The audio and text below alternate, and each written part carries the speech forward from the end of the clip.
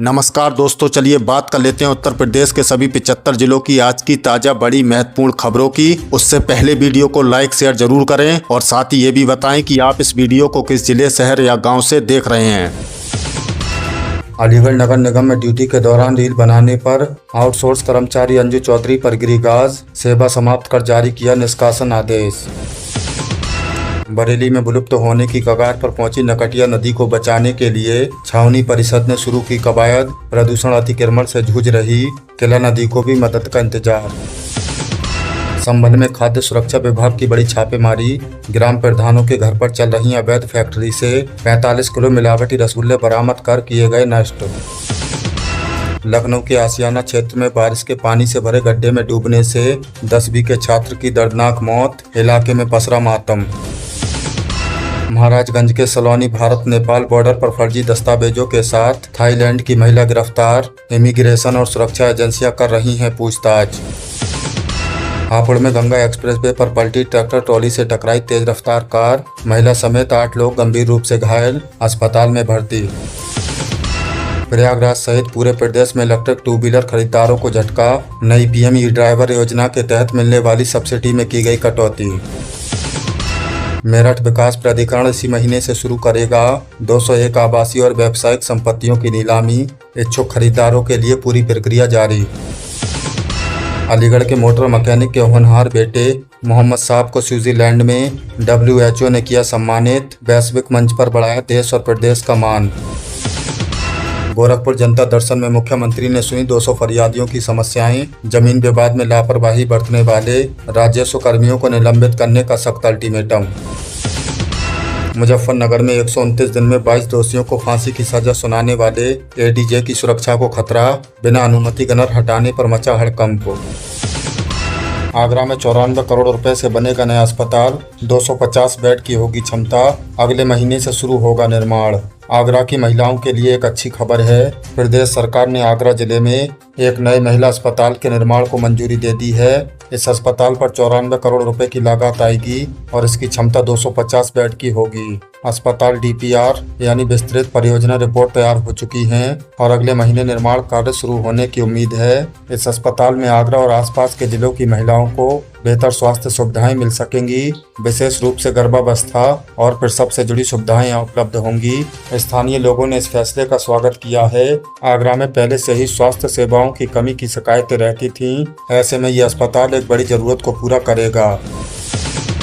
उद्घाटन के महज 3 दिन बाद ही गंगा एक्सप्रेसवे धंसा। उन्नाव में 10 मीटर गहरा गड्ढा। यूपीडा में मचा हड़कंप। प्रधानमंत्री नरेंद्र मोदी द्वारा 29 अप्रैल 2026 को उद्घाटित किए गए गंगा एक्सप्रेसवे में बड़ी खामी सामने आई है। मेरठ से प्रयागराज जाने वाले रूट पर उन्नाव क्षेत्र के पास किलोमीटर संख्या 421 पर सड़क और सुसाइड रेलिंग के पास करीब 10 मीटर लंबा गहरा गड्ढा हो गया है। 36,000 करोड़ रुपए की लागत से बने इस 594 किलोमीटर लंबे एक्सप्रेसवे को बारिश की शुरुआती फुहारों में ही धंसना इसकी निर्माण गुणवत्ता पर गंभीर सवाल खड़े कर रहा है। यूपीडा के अधिकारी बारिश में ही मरम्मत का काम शुरू कर दिया है। प्रोजेक्ट हेड RK मिश्र ने कहा कि एक्सप्रेसवे के निर्माण में बड़े पैमाने पर मिट्टी की भराई की जाती है और बारिश में मिट्टी के बैठने से ऐसी स्थिति आ सकती है।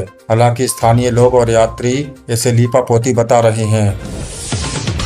यूपी बोर्ड कंपार्टमेंट रिजल्ट 2026 घोषित। 10वीं में 98.95% और 12वीं में 79.29% छात्र पास। एक क्लिक में डाउनलोड करें मार्कशीट। उत्तर प्रदेश माध्यमिक शिक्षा परिषद यानी UPMSP ने कक्षा 10वीं और 12वीं कंपार्टमेंट परीक्षा 2026 का रिजल्ट जारी कर दिया है। हाई स्कूल में कुल 20,855 परीक्षार्थी रजिस्टर्ड थे, जिनमें से 19,191 पास हुए। लड़कों का पास प्रतिशत 98.91 और लड़कियों का 99.10 रहा। ओवरऑल 98.95%। इंटरमीडिएट में 21,227 परीक्षार्थी रजिस्टर्ड थे, जिनमें से 16,286 पास हुए। लड़कों का पास प्रतिशत 77.39 और लड़कियों का 81.41 रहा। ओवरऑल 89.29%। छात्र UPMSP की आधिकारिक वेबसाइट पर जाकर अपना रोल नंबर और जिला दर्ज करके रिजल्ट चेक कर सकते हैं। मार्कशीट की डिजिटल कॉपी भी एक क्लिक में डाउनलोड की जा सकती है। यूपी के 500 से अधिक गांवों में तेंदुए का आतंक। बहराइच में 2 लोगों की मौत। मुरादाबाद बिजनौर में हाई अलर्ट। उत्तर प्रदेश के कई जिलों में तेंदुए का आतंक जारी है। मुरादाबाद और बिजनौर में 500 से ज्यादा गांव हाई अलर्ट पर हैं। वन विभाग के मुताबिक पिछले 8 महीनों में बिजनौर में 50 तेंदुए पकड़े जा चुके हैं, लेकिन समस्या अभी भी बनी हुई है। बहराइच के करतनिया घाट वाइल्ड लाइफ डिवीजन में तेंदुए के हमलों में 2 लोगों की मौत हो गई है, जिसमें एक महिला और एक 8 साल का बच्चा शामिल है। वन विभाग ने 15 गांवों के लोगों को खेतों और जंगलों में जाते समय सावधानी बरतने की सलाह दी है। अधिकारियों का कहना है कि कम वर्षा और गन्ने के खेतों में लोगों की आवाजाही की वजह से तेंदुओं की गतिविधि बढ़ी है। फॉरेस्ट डिपार्टमेंट की टीमें प्रभावित इलाकों में कैंप कर रही हैं। यूपी में बनेंगे 2 नए access control super highway. 100 kilometre प्रति घंटे की स्पीड से दौड़ेंगी कार। 7,000 करोड़ का मास्टर प्लान। भारतीय राष्ट्रीय राजमार्ग प्राधिकरण यानी NHAI ने उत्तर प्रदेश में 2 नए एक्सेस कंट्रोल हाईवे बनाने का मास्टर प्लान तैयार किया है। कानपुर करबई हाईवे 117.7 किलोमीटर लंबा होगा और इस पर 7,145.14 करोड़ रुपए की लागत आएगी। इसका टेंडर इसी वित्तीय वर्ष में स्वीकृत हो जाएगा। दूसरा हाईवे पानीपत शामली गोरखपुर सिलीगुड़ी तक बनेगा, जिसमें यूपी में शामली से कुशीनगर तक 745 किलोमीटर का हिस्सा आएगा। इस हाईवे से यूपी के 18 जिले जुड़ेंगे। दोनों हाईवे पूरी तरह से प्रवेश नियंत्रित होंगे, यानी सिर्फ निर्धारित स्थानों से ही वाहन आ जा सकेंगे। यूपी विधानसभा चुनाव 2027 से पहले आजाद अधिकार सेना पार्टी का बड़ा ऐलान। 100 सीटों पर लड़ेगी चुनाव। उत्तर प्रदेश में आगामी विधानसभा चुनावों से पहले एक और राजनीतिक दल की एंट्री हो गई है। आजाद अधिकारी सेना यानी AAS के राष्ट्रीय अध्यक्ष अमिताभ ठाकुर ने यूपी की कम से कम 100 सीटों पर चुनाव लड़ने का ऐलान किया है। पार्टी अब तक लगभग 15 जिलों में अब तक 20 प्रत्याशियों की घोषणा कर चुकी है। अमिताभ ठाकुर ने कहा है कि पार्टी का मुख्य फोकस ऐसे लोगों पर है जो अन्याय, अत्याचार और भ्रष्टाचार के विरोध में सक्रिय रूप से काम करते रहे हैं। उन्होंने कहा है कि ये चुनावी संघर्ष सत्ता प्राप्ति मात्र का प्रयास नहीं, बल्कि नागरिकों को उनके संवैधानिक और कानूनी अधिकारियों के प्रति जागरूक करने का अभियान है। लखनऊ में विदेश मंत्रालय के 478 फर्जी ID कार्ड बरामद। होटल में हंगामा करने वाले 2 युवक गिरफ्तार। लखनऊ के गोमती नगर पुलिस ने होटल क्रिस्टेलिया में घुसकर गाली गलौज और धमकी देने के मामले में 2 आरोपियों को गिरफ्तार किया है। आरोपियों की पहचान अभिनव सिंह निवासी मेरठ और शिवम चौहान निवासी वाराणसी के रूप में हुई है। पुलिस ने इनके कब्जे से विदेश मंत्रालय, भारत सरकार के नाम से बने 478 फर्जी ID कार्ड, 3 फर्जी आधार कार्ड और 14 क्रेडिट कार्ड और 3 मोबाइल फोन बरामद किए हैं। शिवम ने विदेश मंत्रालय में CCTV का काम किया था और वहीं से आइडिया लेकर ये कार्ड बनवाए। दोनों ने तुर्कमेनिस्तान की एक युवती को बचाने के लिए विदेश मंत्रालय का अधिकारी बनकर होटल में छापा मारा था। पुलिस अब ये पता लगा रही है कि इतनी बड़ी संख्या में फर्जी कार्ड किस उद्देश्य से बनाए गए थे। यूपी के कारीगरों को मिला मेला प्रदर्शनियों तक पहुंचने का सहारा। ODOP MDA स्कीम से घरेलू अंतर्राष्ट्रीय मार्केटिंग में मिलेगी मदद। उत्तर प्रदेश सरकार ने ODOP यानी one district one product marketing development assistant scheme कारीगरों, उद्यमियों और MSMEs के लिए एक बड़ा सहारा बनी है। इस स्कीम के तहत घरेलू मेलों और प्रदर्शनियों में हिस्सा लेने पर स्टॉल चार्ज का 75% यानी अधिकतम 50,000 रुपए सरकार वहन करेगी। माल ढुलाई खर्च का 75% अधिकतम 7500 रुपए की प्रतिपूर्ति भी मिलेगी। अंतर्राष्ट्रीय स्तर पर कुल खर्च 75% अधिकतम 75 लाख रुपए तक की सहायता मिल सकती है। आवेदन DIUP पोर्टल के जरिए किया जा सकता है। ये स्कीम प्रदेश के सभी 75 जिलों में कारीगरों के लिए खुली है। यूपी पंचायत चुनाव 2026 अभी तक आधिकारिक तारीख का ऐलान नहीं। OBC आरक्षण की प्रक्रियाओं में फंसा मामला, हाईकोर्ट में सुनवाई जारी। उत्तर प्रदेश में पंचायत चुनाव 2026 की तारीखों को लेकर अभी भी अनिश्चितता बनी हुई है। 17 अगस्त 2026 तक राज्य निर्वाचन आयोग ने कोई आधिकारिक मतदान तारीख घोषित नहीं की है। सोशल मीडिया पर अक्टूबर-नवंबर की तारीखें वायरल हो रही हैं, लेकिन इन्हें आधिकारिक नहीं माना जा सकता। मौजूदा ग्राम पंचायतों का कार्यकाल 26 मई 2026 को खत्म हो चुका है। चुनाव में देरी का मुख्य कारण OBC आरक्षण से जुड़ी प्रक्रिया है। सुप्रीम कोर्ट के ट्रिपल टेस्ट के निर्देशों के अनुरूप पिछड़े वर्गों की स्थिति के अध्ययन और आंकड़ों का संकलन जारी है। इलाहाबाद हाईकोर्ट ने भी सरकार से इस संबंध में रोड मैप मांगा है। यूपी के आईपीएस अधिकारी आशुतोष मिश्रा की मां की मौत का मामला, पोस्टमार्टम रिपोर्ट में हार्ट अटैक, लूट हत्या की कहानी झूठी निकली। लखनऊ में तैनात आईपीएस अधिकारी आशुतोष मिश्रा की मां इंद्रावती देवी की संदिग्ध मौत के मामले में पुलिस जांच ने बड़ा खुलासा किया है। पोस्टमार्टम रिपोर्ट और फॉरेंसिक जांच में सामने आया कि उनकी मृत्यु हार्ट अटैक से हुई थी और ये प्राकृतिक मौत थी। मौके से लूट या हत्या का कोई सबूत नहीं मिला है। शुरुआत में परिवार की ओर से गले की सोने की चैन, तुलसी माला और अन्य जेवरों के गायब होने का दावा किया गया था, लेकिन पुलिस ने ये सभी सामान घर से सुरक्षित बरामद कर लिए हैं। शुरुआती शिकायत में मुंह में तौलिया ठूंसे होने और खून निकलने की बात कही गई थी, लेकिन जांच में ये आशंकाएं गलत साबित हुई हैं। पुलिस ने अब लूट या चोरी की किसी भी घटना से साफ इनकार कर दिया है। यूपी के कई जनपदों में आंगनबाड़ी वर्कर और सहायिका के हजारों पदों पर बम्पर भर्ती की प्रक्रिया अंतिम चरण में। उत्तर प्रदेश में जो महिलाएं सरकारी नौकरी की तलाश में हैं, उनके लिए आंगनबाड़ी भर्ती 2026 के तहत आवेदन प्रक्रिया जोरों पर चल रही है। सरकार द्वारा राज्य के विभिन्न जिलों में 60,000 से ज्यादा पदों को भरने का लक्ष्य रखा गया है। ताजा अपडेट के अनुसार इटावा में आवेदन की तारीख 30 अगस्त, सोनभद्र में 26 अगस्त और अम्बेडकर नगर में 24 अगस्त 2026 तय की गई है। इस भर्ती की सबसे बड़ी खासियत ये है कि इसमें कोई भी लिखित परीक्षा नहीं ली जाएगी। चयन पूरी तरह से 12वीं कक्षा के प्राप्त अंकों के आधार पर बनी मेरिट लिस्ट से होगा। फॉर्म भरने के लिए किसी भी वर्ग की महिला को कोई भी फीस देनी नहीं है। आवेदन करने वाली महिलाओं की आयु 18 से 35 वर्ष के बीच होनी चाहिए। उन ग्रामीण महिलाओं के लिए शानदार अवसर है जो अपने ही वार्ड या ग्राम पंचायत में रहकर नौकरी करना चाहती हैं।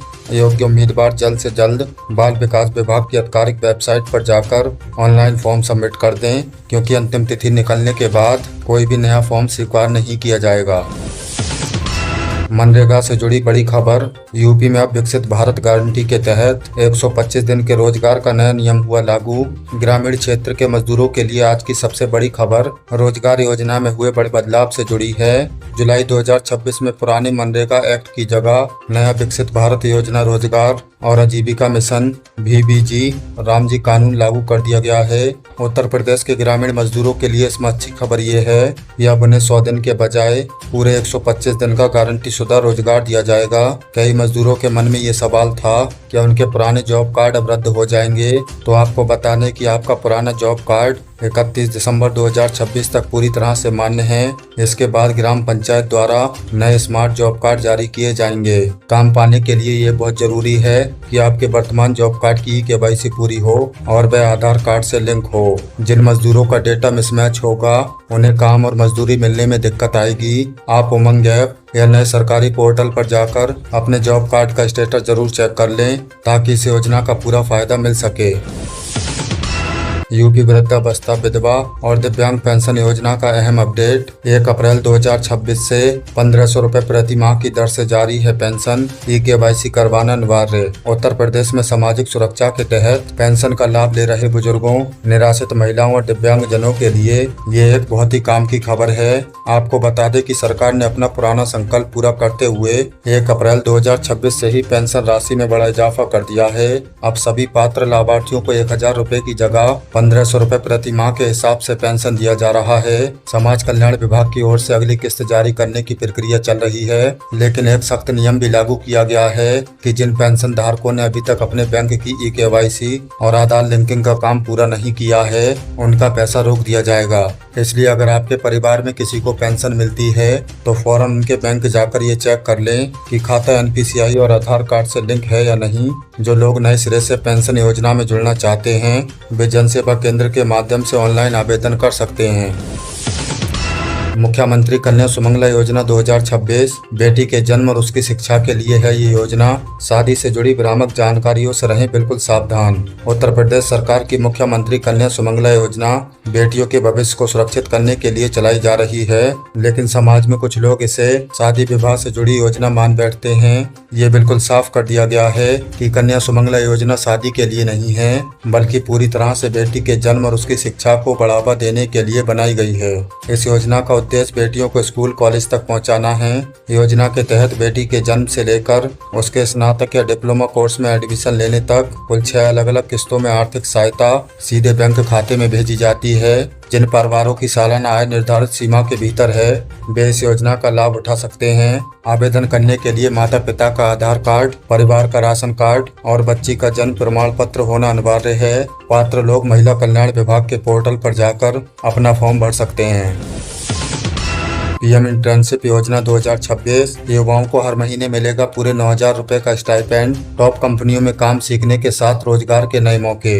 देश भर के युवाओं को रोजगार के लायक बनाने के लिए चलाई जा रही पीएम इंटर्नशिप योजना को लेकर एक बेहद जरूरी अपडेट है। कई जगहों पर स्टाइपेंड की रकम को लेकर भ्रम फैला हुआ था, लेकिन अब ये साफ कर दिया गया है कि इस योजना के तहत चयनित युवाओं को हर महीने 9,000 रुपए का स्टाइपेंड दिया जाएगा।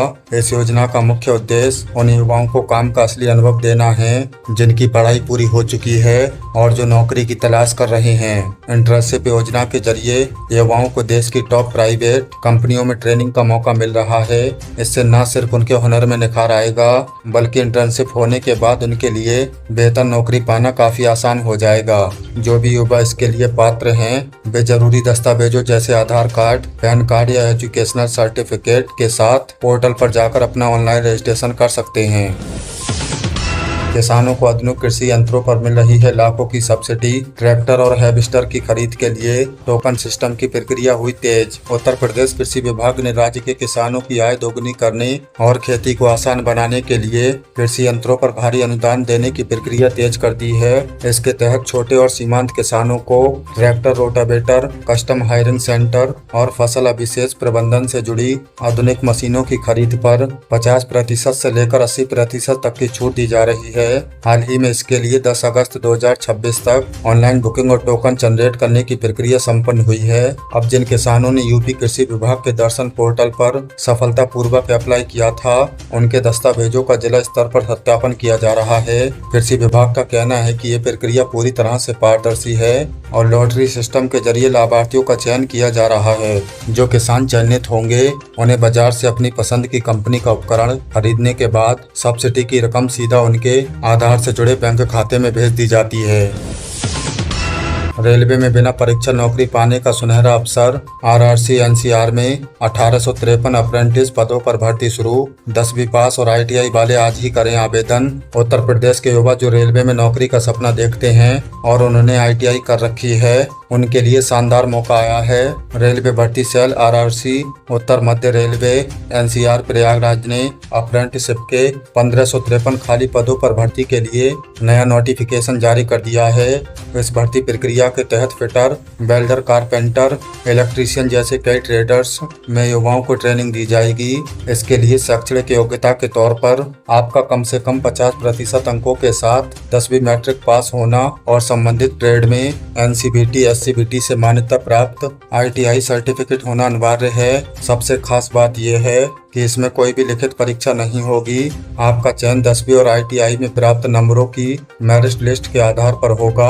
आवेदन की प्रक्रिया ऑनलाइन शुरू हो चुकी है। जो युवा रेलवे के साथ जुड़कर अपना कौशल बढ़ाना चाहते हैं वे पोर्टल पर जाकर अपना फॉर्म सबमिट कर सकते हैं। रेलवे में अप्रेंटिस करने वाले छात्रों को आगे चलकर ग्रुप डी की भर्तियों में विशेष कोटा और भारी छूट भी दी जाती है। पीएम किसान सम्मान निधि की 24वीं किस्त का इंतजार कर रहे करोड़ों किसानों के लिए अहम सूचना। खाते में 2000 रुपए चाहिए तो बिना देरी किए निपटा लें ये 3 जरूरी काम। उत्तर प्रदेश सहित देश भर के किसानों के लिए पीएम किसान सम्मान निधि योजना से जुड़ी एक बहुत ही महत्वपूर्ण खबर निकलकर सामने आई है। जैसा कि आप जानते हैं बीते 20 जून 2026 को सरकार ने योजना की 23वीं किस्त का पैसा सफलतापूर्वक जारी कर दिया था। अब प्रदेश के करोड़ों किसान आगामी 24वीं किस्त का बेसब्री से इंतजार कर रहे हैं, जिसके 2000 रुपए अक्टूबर 2026 के आसपास सीधे किसानों के बैंक खातों में ट्रांसफर होने की उम्मीद है। लेकिन कृषि विभाग ने इसके लिए एक सख्त अलर्ट भी जारी किया है कि अगली किस्त का पैसा केवल उन्हीं किसानों को मिलेगा जिनका रिकॉर्ड सरकारी पोर्टल पर 100% सही और अपडेटेड है। अगर आप चाहते हैं कि आपके खाते में डायरेक्ट बेनिफिट ट्रांसफर ट्रांसफर के जरिए पैसा बिना किसी रुकावट आ जाए तो आपको 3 काम प्राथमिकता पर करने होंगे। पहला, पोर्टल पर अपना eKYC पूरा कराना। दूसरा, अपने आधार कार्ड को बैंक खाते से लिंक करवाकर NPCI मैपिंग चालू करना। और तीसरा, सबसे अहम काम, अपने जमीनी कागजातों का भौतिक सत्यापन कराना। अगर आपके फॉर्म में कोई गलती है या ये काम अधूरे हैं तो आपकी 24वीं किस्त बीच में ही अटक सकती है। आप बिना किसी की मदद लिए खुद pmkisan.gov.in पोर्टल पर फॉर्मर कॉर्नर में जाकर अपना स्टेटस चेक कर सकते हैं। तो दोस्तों, समय रहते अपने CSC सेंटर जाएं और आज ही अपना स्टेटस दुरुस्त कर लें। तो दोस्तों, ये थी उत्तर प्रदेश की आज की ताज़ा बड़ी महत्वपूर्ण खबरें। इनमें से आपको कौन सी खबर सबसे ज़्यादा महत्वपूर्ण लगी कमेंट में जरूर बताएं। वीडियो अच्छी लगी तो वीडियो को लाइक कर दें और चैनल पर नहीं तो प्लीज़ चैनल को सब्सक्राइब कर लें।